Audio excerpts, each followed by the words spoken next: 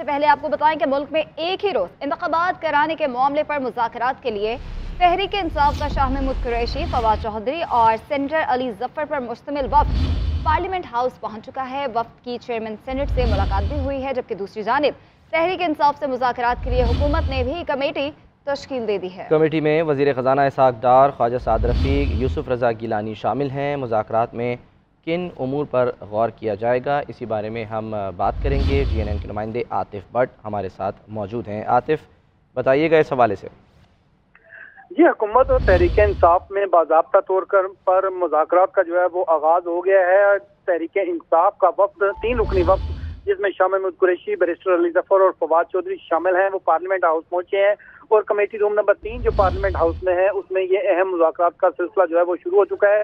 हुकूमत की जानिब से भी एक कमेटी तश्कील दे दी गई है, जिसमें ख्वाजा साद रफ़ीक, इसहाक़ डार, आज़म नज़ीर तारड़, यूसुफ रज़ा गिलानी, नवीद कमर, किश्वर ज़हरा जो हैं वो हुकूमत की जानिब से इस मुज़ाकराती अमल में जो है वो शरीक हैं। और बाज़ाब्ता तौर पर जो बातचीत है वो सुप्रीम कोर्ट की जो तजवीज़ थी उसकी रोशनी में अब मुल्क में आम इंतखाबात से मुतल्लिक़ जो है ये मुज़ाकरात का सिलसिला शुरू हो चुका है। और जो शाह महमूद कुरैशी हैं, जब हम उनसे बातचीत की गई तो उनसे ये पूछा कि क्या आप मुकम्मल बाइख्तियार हैं, तो इस पर जो शाह महमूद कुरैशी की जानिब से बताया गया कि तहरीक इंसाफ की जानिब से जो वफ्द है उसको मुकम्मल इख्तियारात के साथ जो है वो मुज़ाकरात के लिए यहाँ पर भेजा गया है।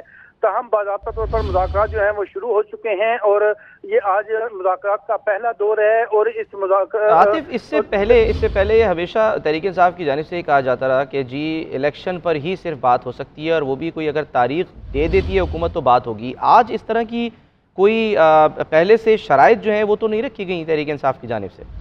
जी, अभी तक तो मुज़ाकरात का आगाज़ हुआ है और अभी जो है वो जो मुल्क की सियासी सूरत है उससे मुतल्लिक़ बातचीत की जा रही है। शाह महमूद कुरैशी की जानिब से जो तहरीक इंसाफ का मौक़िफ़ है वो एक बार फिर मुज़ाकरात में दोहराया जाएगा, जिसमें इलेक्शन की डेट है उस पर बातचीत के लिए। और हुकूमती वफ़्द की जानिब से जो मुल्क की और इस वक्त सूरत हाल है सिक्योरिटी की या ख़जाने की जो सूरत हाल है उस हवाले से भी जो तहरीक इंसाफ का वफ़्द है उसको एतमाद में लिया जाएगा। और पेश की शराइत जो है वो मुज़ाकरात के लिए नहीं रखी गई। ताहम जो हुकूमती और तहरीक इंसाफ का वफ़्द है उनके बाज़ाब्ता तौर पर ये पहला मुज़ाकरात का दौर जो है वो शुरू हो गया है।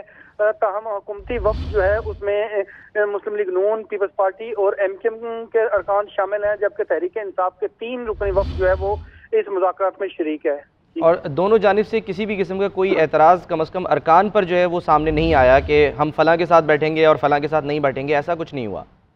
जी, अभी तक जो है वो जो नाम फाइनल किए गए हैं तहरीक इंसाफ की जानिब से या हुकूमत की जानिब से, उन पर कोई भी एतराज़ जो है वो अभी तक सामने नहीं आया। और जो मुज़ाकरात का जो पहला दौर है वो शुरू हुआ है और मुज़ाकरात के पहले दौर में क्या पेशरफ्त होती है उस हवाले से ये मीडिया से गुफ्तगू में जो हुकूमती वफ़्द है और तहरीक इंसाफ का वफ़्द है वो आगाह करेगा। ताहम मुज़ाकरात का जो पहला दौर है वो शुरू हो चुका है और मुल्क में आम इंतखाबात और पंजाब के जो इंतखाबात है इस हवाले से जो नेगोशिएशन जो है वो की जा रही है और तहरीक इंसाफ अपना मौक़िफ़ पेश करी है, जब हुकूमत की जानिब से अपना मौक़िफ़ तहरीक इंसाफ के सामने रखा जाएगा। और ये कितनी जो कमेटी है तहरीक इंसाफ की ख़ास तौर पे वो कितनी बाइख्तियार होगी कि कोई भी अगर तजवीज़ सामने आती है तो वो उस पर फैसला करने का इख्तियार रखती है, या इसकी तौसीक़ के लिए ज़ाहिर है इमरान खान साहब जो हैं उन तक ये बात पहुँचाई जाएगी?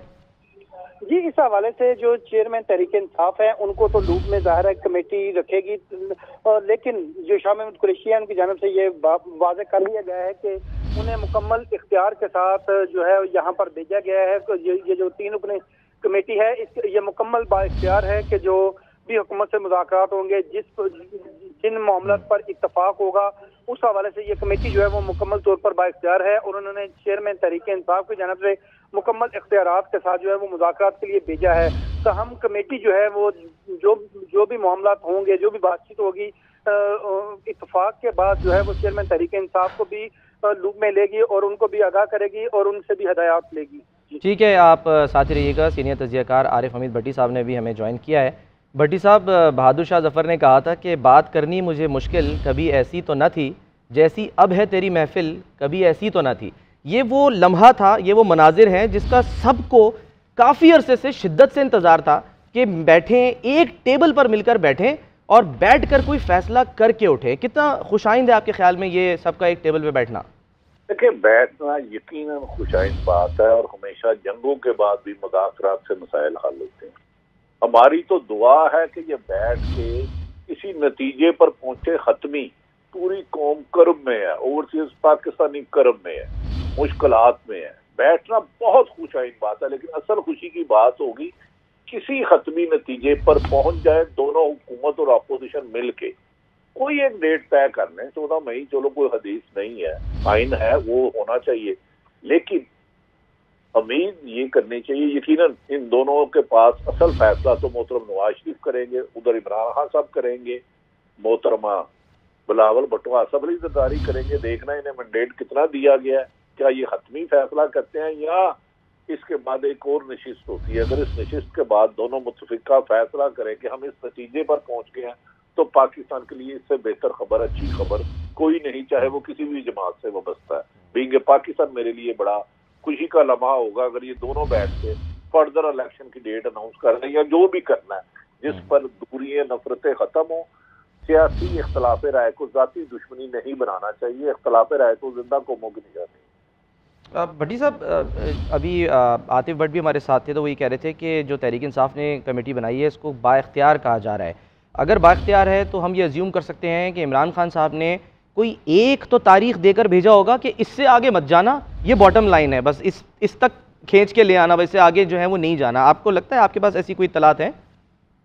मैं इस उम्मीद पे हूं कि हो, लेकिन मुझे पता है हुकूमत ने क्या फैसला किया हुआ, और जो खबरें आती हैं गैब का इल्म तो अल्लाह के पास होता है ना। और इमरान खान ने किससे आगे नहीं जाना, ये दोनों की, चाहे हुकूमत अपोजिशन, इनकी लीडरशिप को पता बताया हुआ है। लेकिन हम फिर भी उम्मीद ख्वाहिश रखते हैं कि पूरी पाकिस्तान मुश्किलात में है, अदम इस्तेकाम है, माशी तबाही है, दहशत गर्दी है। ऐसे में अगर किसी एक नतीजे पे दोनों बाहमी रजामंदी से पहुंच जाते हैं तो बड़ी खुशकिस्मती होगी। मेरी दुआ कि ये नतीजा है साबित हो और इसी में एक मुश्तरका प्रेस कॉन्फ्रेंस में दोनों जमातें, हुकूमत और अपोजिशन, बैठ के आइंदा की डेट दें ताकि लोग सियासी इख्तलाफ तो रखें, लेकिन ये बहुत अहम मौका है। तो मैं दुआ गूँ कामयाबी के, लगदा नहीं पर हबरे अला साहब। ठीक है भट्टी साहब, साथ ही रहिएगा। सीनियर एंकर पर्सन और सीनियर कॉरेस्पॉन्डेंट फरिया अदरीस साहिबा ने भी हमें ज्वाइन कर लिया है।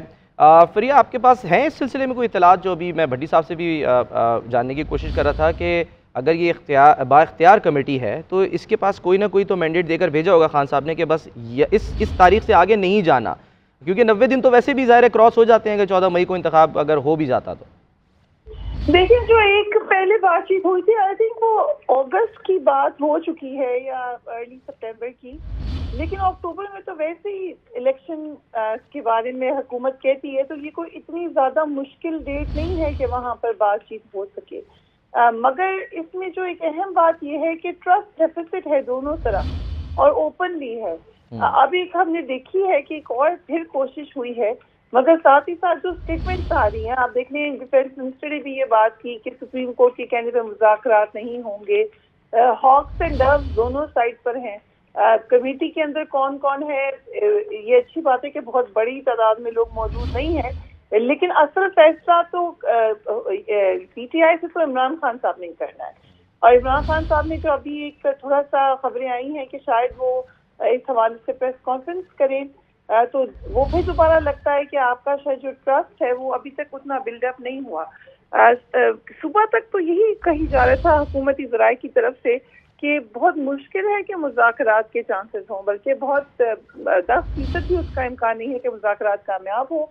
लेकिन फिर हमने थोड़ी सी तब्दीली देखी, अदालत में भी हमने देखा कि पूरा का पूरा जोर जो था वो मुज़ाकरात के ऊपर ही रहा, बजाय इसकी कोई और बात होती। फरिया, इसकी बुनियादी क्या वजह रही है आपके ख्याल में? क्योंकि आज जो है वाकई जो ये मैसेज आया है, आपको लगता है कि जो कल से लेकर अब तक जो पार्लियामेंट में डेवलपमेंट्स हुई हैं और आज ख़ास तौर पे जो एक मैसेज गया है कि जी वज़ीर आज़म पर सब जो है वो एतमाद करते हैं पूरी पार्लियामेंट, तो ये इसकी वजह से भी आपको लगता है कि थोड़ी सी लचक का मुजाहरा किया गया है मुखालिफ पार्टी की जानिब से? देखिए, ये तो कई दिनों से कोशिश हो रही थी कि नमाज का वोट ले लिया जाए, और पीपल्स पार्टी की तरफ से तो कल क्लियर साइन आ गया था कि वो बिल्कुल हर तरीके से साथ हैं हुकूमत के। इनफैक्ट यहाँ तक पॉलिसी बन गई थी कि अगर होती भी है डिस्क्वालिफिकेशन तो उसके बाद क्या होगा, किसका नाम दिया जाएगा। मेंबर्स आज उन्हें पूरे करके दिखा दिए हैं। और जहाँ तक बिलावल भुट्टो की स्टेटमेंट भी देख लें आप 2 दिन पहले की, जिसको लोगों ने कहा कि शायद थोड़ी ज्यादा झारियाना होगी, लेकिन वो सीरियस बात कर रहे थे। उन्होंने बाकायदा तौर पे अपना प्लान जो बनाया है कि हमने ऑल आउट एग्रेसिवली जाना है सुप्रीम कोर्ट के खिलाफ, या जिसको वो कहते हैं कि 3 जजेस के खिलाफ, वो तो अब all out in the open है। और दूसरी तरफ हम देख रहे हैं कि सुप्रीम कोर्ट रिस्ट्रेन का मुजाहरा कर रही है, वरना बहुत ज्यादा रेड लाइन क्रॉस हुई है। एक रेड लाइन के बाद दूसरी रेड लाइन क्रॉस हुई है। तो इट मीन्स कि सुप्रीम कोर्ट के भी कुछ अंदरूनी मसाइल शायद से कुछ इस हद तक हैं कि सुप्रीम कोर्ट को इतना रिस्ट्रेन का मुजाहरा करना पड़ा है। उनको भी ये लगता है कि मुज़ाकरात से ही मामलात का हल निकलेगा। लेकिन जिस तरीके से तेजी से मुज़ाकरात की आज आपने देखी है एक्शन होता हुआ, जो कि पॉजिटिव स्टेप है, लेकिन उससे लगता है कि कुछ ना कुछ बात बैकग्राउंड में पहले भी हुई है। और जो डिस्क्वालिफिकेशन की मिसालें दी जाती थी तहरीक इंसाफ की जानिब से कि उनसे इबरत पकड़ें, वो भी हमें इस फुटेज में बैठे यानी यूसुफ रज़ा गिलानी साहब नज़र आ रहे हैं। देखते हैं कि मुज़ाकरात का क्या नतीजा सामने आता है। सीनियर एंकर पर्सन फरिया इदरीस, सीनियर तज़कियाकार आरिफ हमीद भट्टी साहब हमारे साथ मौजूद थे, तज़किया दे रहे थे, और इससे पहले आतिफ भट्ट हमें इस सूरत हाल से आगाह कर रहे थे। आप सबका बहुत शुक्रिया।